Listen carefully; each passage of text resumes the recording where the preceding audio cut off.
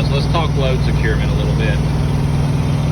So once you pick a load up, you can see we've got these buckets. These were preloaded for us in Laredo, Texas. Once you pick your load up and you start rolling, you have to get out and check your securement within 50 miles of that. And then after that, you have to check it every 3 hours or 150 miles, whichever comes first. Make sure everything's tight, nothing has shifted. You can see it's got these little blocks under there. Make sure everything is just secure how it's supposed to be. And at a shift change, you have to check your securement. Make sure everything's good. Check all your edge protectors and stuff like that. Like I said, this was preloaded for us, so we just picked it up. Let's get around to the other side here. We had to throw our tarps at the back of the trailer because there's no room at the front. Make sure we ain't lost none of them. That would be a bad day. Expensive day, probably. Make sure nothing has shifted really bad. Everything's still got good tension on it. And from this side, it's much easier to kind of see all your little blocks and everything that are up under there. Make sure they're where they need to be. Everything is secured. Nothing has shifted where it shouldn't be. You know, if something shifts and gets on your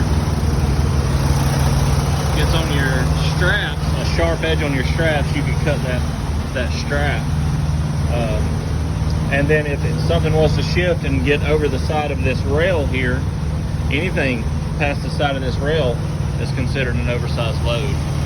We don't want that. Hauling a bunch of black cats here. And then I just check my tires too, feel for heat. You know, they're gonna be a little bit warm, but you know, that's one of the biggest issues is some heat and fire with your tires and stuff like that. Make sure everything on the trailer just kind of looks good. Don't see any signs. You know, this front axle here stays off the ground. It'll touch every now and then, but this is a pretty light load. And with it being so light, you only have to secure half of your working load, and these straps are 5,400 pounds securement a piece. This load is, that's my can that hasn't been riding there. I got to throw it away. But yeah, let me get the phone flipped around and we'll talk a little bit more about this. So one thing I want to add, guys, if you're doing these videos, or you're trying to start a YouTube channel like I am to show this journey, this learning process, and help others gain this information so they know what they're coming into, make sure that this is not taking place of your actual job. Before I shot that video, I had already walked around that trailer. I checked it with everything out of my hands, and I was focused on that trailer. And then it took 2 minutes for me to walk around it with you guys and show you what was going on. Okay? Don't try to focus on your YouTube channel where it takes away from your job, especially when it comes to the safety aspects of things. You want to make sure that that load is secure. You're going to get to where you need to be. You, your co-driver are safe, and everybody else around you is safe. So don't get mixed up in this whole YouTube stuff. This is not making you money. This is not going to pay you the type of money that this truck driving job is. Okay? So set your priorities, get them straight. Don't let this become a problem that gets you kicked out of doing something like this that's actually going to pay your bills when you get home. All right? So anything that I ever post is just when I have a second that I can run through and show you what's going on after I have already done what I need to do and I know that everything is correct. Okay? So keep that in mind. Be smart about how you operate your YouTube channel. Don't do anything to put you or anyone else in jeopardy. You have a job first of all, and that's the most important thing. Thanks, guys. All right, guys, let's talk reality. the reality of TNT and the stress that comes along with it, not just for you, but the trainer as well. 5 days in, and I'm sitting in Abilene, Kansas, waiting on a tire to get put on a trailer. Stopped, checked my straps, and found a gash in one of the tires, so we got in touch with Road Assist. They sent us here, and we're gonna get that taken care of. But I said in my earlier videos that I would be 100% honest with this whole journey, and today's been a crap day for me mentally. Man, I just call it quits. I am physically and mentally exhausted. I don't even know how to explain it. The truck runs nonstop. It's 23 hours a day between your two 11-hour drive shifts, and then 30-minute breaks that the driver has to take, whoever's on the drive line. So you're going nonstop, and you got to squeeze showers into that, and you got to squeeze a bite of food into that, and my whole rhythm has been thrown off by this.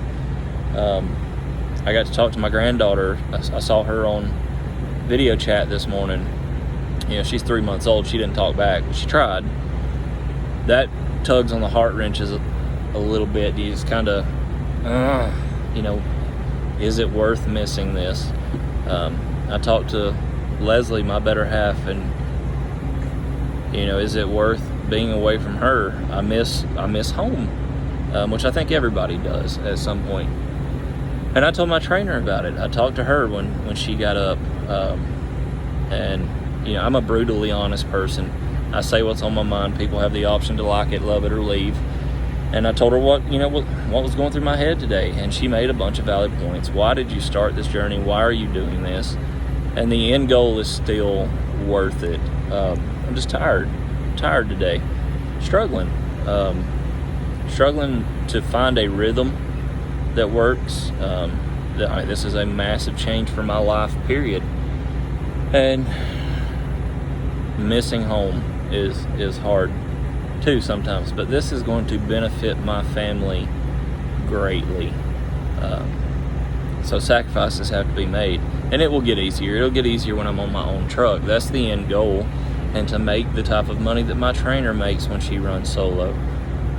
That's life-changing money, so we got to stay focused, embrace the suck, and get through it. And this won't be my last day that I struggle. I know me. I will have hard days going through this. Like Kansas is just so boring and flat, and just there's not enough radio stations, podcasts, nothing out there to take your mind off of it. So I've had a hard day with it, and yesterday was a long day. It was 14 hours. I ended up running out my 14-hour clock instead of my 11-hour drive clock because we loaded, and it was like 100 and something degrees in that parking lot. Big open parking lot, just nasty and miserable and hot, sweating like crazy. And I don't like the heat, and I don't like to miss sleep. So those are two aggravating things for me, and dealt with both of them yesterday. Then we tarped the load, which was easy. We pulled up under the shade trees, and that was much better. And then I drove until about 1:30 last night. Took my 10-hour in the sleeper berth, and I got up, had a little bit of time before her drive time was up, and got swapped over. 14 hours is a long day for anybody. And I'm not one of those idiots. That was my part-time job when I was... Well, shut up. No, it wasn't. You're stupid. If you work 14 hours a day every day, then you're wasting your life. I'm not about chasing a dollar bill around. It helps, and I'm out here to make money and change our lives in a better way so that my time with my family is better, not just so I have a bunch of money sitting somewhere. That's not my goal. Never has been. So you can take my part-time job's 14 hours. Shut up. That's stupid. You people are stupid. But that's where we're at today. All right, guys, as always, keep your head up, keep moving forward, do your best to be your best. You got a veteran in your life, hug them, kiss them, tell them you love them. It may save their life today. 22 a day is a 22 too many. Like, subscribe, comment, whatever the heck you want to do. I don't care. Have fun with it. We'll see you on the road, guys.